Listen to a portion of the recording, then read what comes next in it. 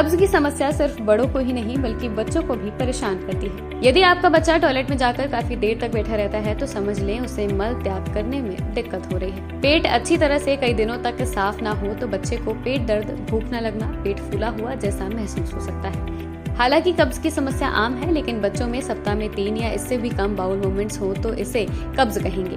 कब्ज होने पर स्टूल सख्त ड्राई हो जाता है, जिससे मल त्याग करना काफी मुश्किल हो जाता है।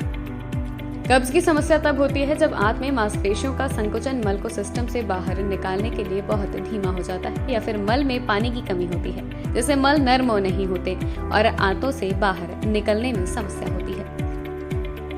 कब्ज होने से मल त्याग करने में काफी समस्या आती है। कुछ वयस्कों और बच्चों को तो दर्द भी होता है। कई बार बच्चों में ये पानी कम पीने, फाइबर युक्त फूड्स के सेवन न करने, डाइट में अत्यधिक फैट शामिल करने, एक्सरसाइज कम करने, मेडिकल कंडीशन आदि से भी होता है। हालांकि घबराने की जरूरत नहीं है। आप डाइट में कुछ बदलावों को अपनाकर बच्चों में कब्ज की समस्या को दूर कर सकते हैं। बच्चों में कब्ज की समस्या की मुख्य वजह क्या होती है, इससे कैसे बच्चों को बचाया जा सकता है, बच्चों के डाइट में क्या कुछ शामिल करना होता है, आज इन्हीं सबको जानते हैं। और ये बताने के लिए हमारे साथ जुड़े हैं डॉक्टर नीरज कुमार राव। सबसे पहले आपको डॉक्टर नीरज कुमार राव का परिचय दे दें। डॉक्टर राव बाल रोग विशेषज्ञ हैं, जिन्हें 8 साल से ज्यादा का अनुभव है। डॉक्टर नीरज कुमार राव लखनऊ के गोमती नगर में super kids child care and gastro liver clinic संचालित करते हैं। उन्होंने Sanjay Gandhi post graduate institute of medical sciences Lucknow से PDCC यानी कि पीडियाट्रिक गैस्ट्रोएंटरोलॉजी पूरा किया है। 2021 में MD, 2020 में GSVM मेडिकल कॉलेज कानपुर से बाल रोग और 2015 में king George medical college Lucknow विश्वविद्यालय से MBBS पूरा किया है। देखिए, कब्ज एक बहुत ही बड़ा रिलेवेंट प्रॉब्लम है पीडियाट्रिक एज ग्रुप में, जो अब प्रॉपर तरीके से बढ़ रहा है। पहले ये समस्या देखने को कम मिलती थी, क्योंकि बच्चे हर तरीके के फूड, गांव में है या घर पे भी, हर तरीके के फूड या वेजिटेबल्स ये सब चीजें खाया करते थे। अभी बच्चों में ये सारी डाइट पूरी तरीके से गड़बड़ होती जा रही है। बच्चों में फाइबर का अमाउंट जा नहीं रहा है, प्रॉपर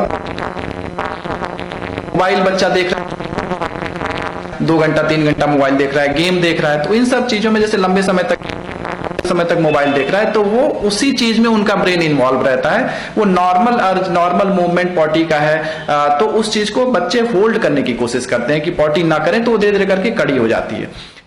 बच्चों की डाइट में किन चीजों को करें शामिल, इसको भी जान लीजिए। डाइट में फाइबर का अमाउंट ज्यादा होना चाहिए। फाइबर तो सब लोग बोलते हैं कि फाइबर मिलेगा कहां से। फाइबर मिलता है आपके नॉर्मल जो डाइट्स है, लाइक फ्रूट्स हो गए, छिलके वाला फल हो गया, लाइक अमरूद है, सेब है, वो भी छिलके वाला, छिलका सहित फल खिलाएंगे। जो आप रोटी यूज कर रहे हो, मैदे का रोटी ना बनाएं। घर में भी रोटी जो बनाए वो बिना चोकर निकाले हुए चक्की के आटे का रोटी बनाएं, या मिक्स ग्रेन का आटा यूज कर सकते हैं। दाल जो यूज करें वो छिलके वाली दाल यूज करेंगे।